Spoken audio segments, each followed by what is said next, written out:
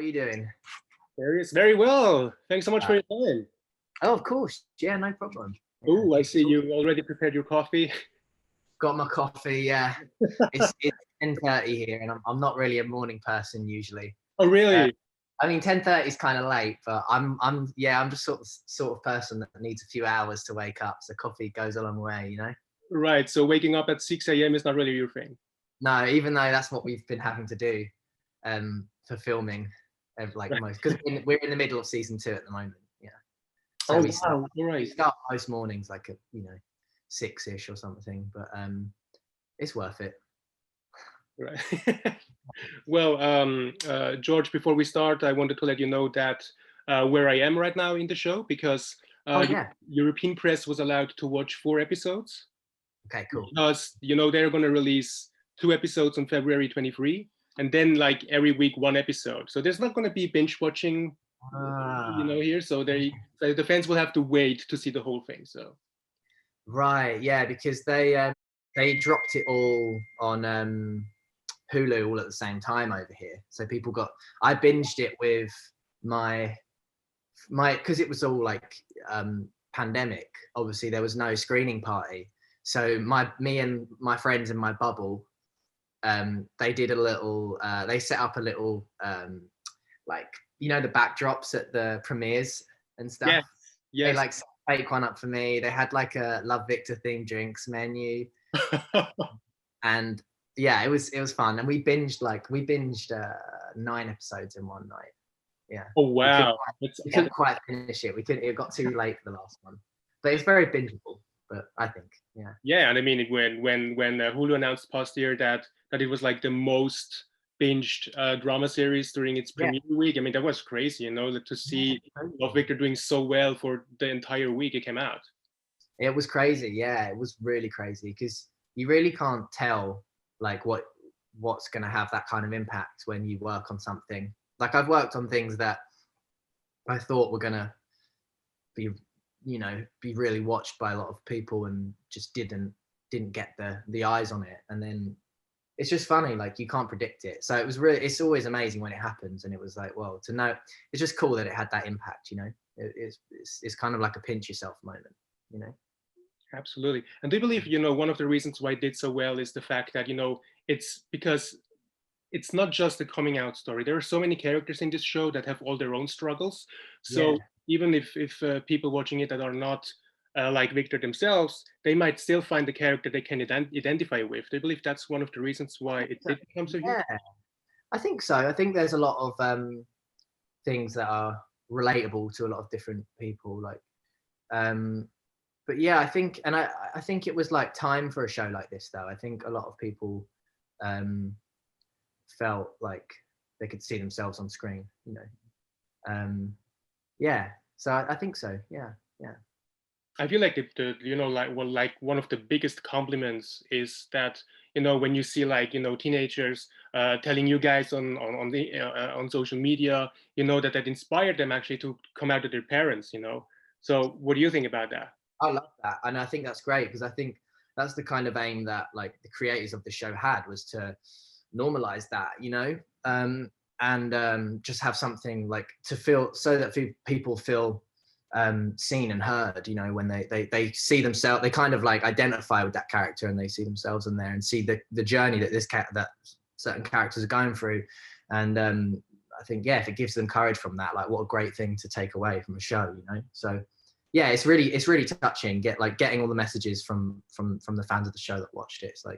It's really like, oh, that's cool that like I've been a part of a project that like means something like that to somebody. Yeah, absolutely. And speaking of normalizing gay characters in TV and also on the big screen with Love, Simon a few years ago, do you believe that the fact that movies and TV shows are about to normalize gay characters, do you believe that is helping to normalize it for the audience as well? Oh, totally. Yeah, definitely. Because there's such a connection with like art and life, obviously, and I think massively. Absolutely. And what I love about Benji in particular is the fact that he's very different from Victor and Simon. So he's already out and he doesn't really care about what other people think about him. He is just himself, and it feels like that 4 episodes in, he feels like, you know, the most honest person in the show so far. Oh, interesting. Yeah.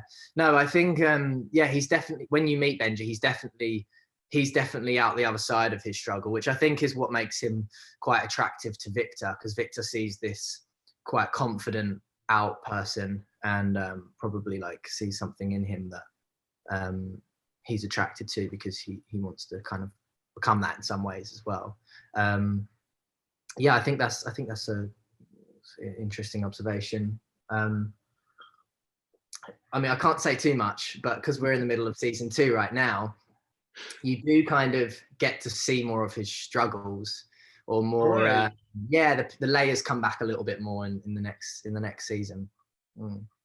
So You know, it's really fascinating because, you know, like 10-15 years ago, when you had, you know, like gay characters in movies or shows, they were usually only used, you know, for jokes, or it was just, you know, like also a coming out story. But after the characters came out, that was like the end of the story. There was nothing else to tell about them, you know. So, and yeah, here it's totally different. You know, you have, of course, you have Victor that is struggling with his coming out, but you have out people like Benji, and it's not just about the coming out. It's really about the people. yeah, it's about the whole life, right? It's like it's much deeper than just the sort of one-dimensional look on a character. I think it goes much deeper than that. Yeah, and hopefully we'll just see that pattern continue, you know, with other shows and stuff like that. Yeah, absolutely.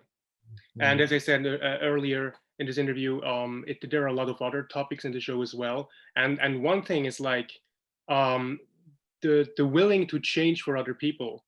You know, like, what can I do to make other people like me? And so then you change yourself and you become someone you are actually not, just to be friends with jerks, to be honest. Right. Yeah. And so, actually, to be very honest, I remember that from my school time, you know, when I was like, oh, that group seems very cool. What can I do to become, you know, part of that group as well? And then, you know, sometimes when you then become friends, you start to feel like, hold on, is this still me? Or you don't feel like yourself, and you feel like you've compromised yourself and your own principles and things like that. Yeah, I think so. I think everybody's guilty of that at points in their life, because we all want to fit in, but I think of being the most authentic you just takes that harder choice, doesn't it, sometimes, of maybe not going with the status quo so much. And did you ever experience, you know, something like that yourself? You know, did you ever had, you know, to bring yourself back to the right path somehow? Oh yeah, I think so. I think growing up, I had some moments like that for sure.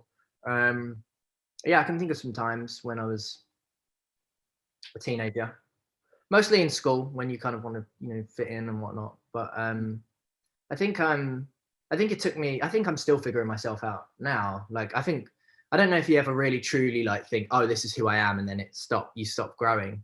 Yeah. But yeah, moving to this, moving to this country, like moving to America, like definitely, like when I think back to who I was then, even, like, and where I'm at now, like, just I feel like just through life and life experience, I'm becoming more of. I'm just you end up becoming sort of drawn to the things that really represent you and who you feel like you really are, you know. Yeah. So, yeah. That was a bit of a waffly answer, but. What I believe is even worse than, you know, changing yourself is like to allow other people to don't live the life you deserve, or to just, you know, like what comes up here is like, you know, the scene that you guys recreated from Love, Simon, when, you know, Victor has this imagination of him and Benji on the Ferris wheel, and they are about to kiss, and then they look down and they see these horrible reactions from the people. So, and if you think about it, it's actually so horrible that some people that are rude to other people for whatever reason don't understand that if certain people allow you know, like fear dominating them, that they probably end up wasting their lives because they don't find the courage to be themselves, and so they just hold back, and they force themselves to shut down. What do you think? Yeah, probably the biggest reason why we don't really do the things we want to do, because we feel held back by fear, you know, and fear of what others will think. But mostly, I guess it's a bit of a cliche, but you really try and have to not care about what people are going to think or say of you. And mostly, like, people aren't going to accept you for who you are, then you don't really want those kind of people in your life, right? Because you want to try and be authentic. Yeah. And the thing is, of course, there's only one biological family, but actually there are over 8 billion people on this planet. You will find people that can become with yours. So for sure, where you end up like gravitating to sort of your tribe, so to speak. And speaking of fear, it's really crazy when actors come up with stories like that whenever they take on a gay role, that they have like some industry people telling them, oh, be careful, maybe think about it if you really want to do it, because it might hurt your career or whatever. So I wondering, feel like that's such an old way of thinking now. Like, I think some people unfortunately probably still think like that, but honestly, that never really went through my head with this role, like nothing like that. And no one said anything. I was lucky, no one ever said anything like that to me. I think everybody in my circle just knew that it was like a great opportunity and a great character and a great role and an amazing project to be a part of. I'm really proud to be a part of this project. I can't speak for him, but I think Michael, we were doing interviews a couple of weeks ago, and Michael said that he got some slack off people telling him stuff like that. Okay. Yeah, but I didn't experience that. Yeah. So, but even if people would have told you, you would have probably said, "Oh, I would have." Nah, I wouldn't have paid attention to that. Yeah. No. Yeah. And so, speaking of you mentioned you are in the middle of season 2. So since when are you shooting already? Yeah, so we're shooting it now. The Fox lot this time here in LA. We're almost done, really. We're on episode 8. Yeah, we're on episode 8. So we have like 1 month left of shooting.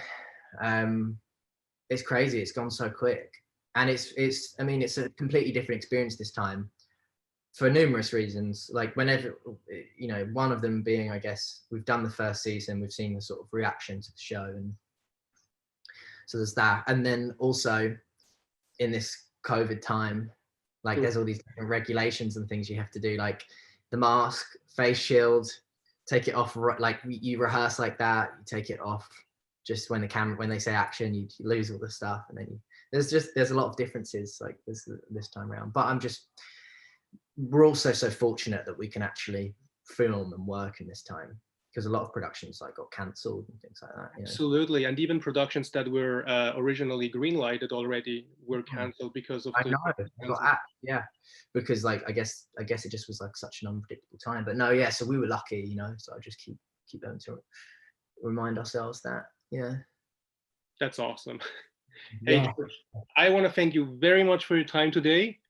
Lovely talking to you. Much success with first with the European release, of course. Expect your Instagram to explode again, and of course, much success with season 2 then.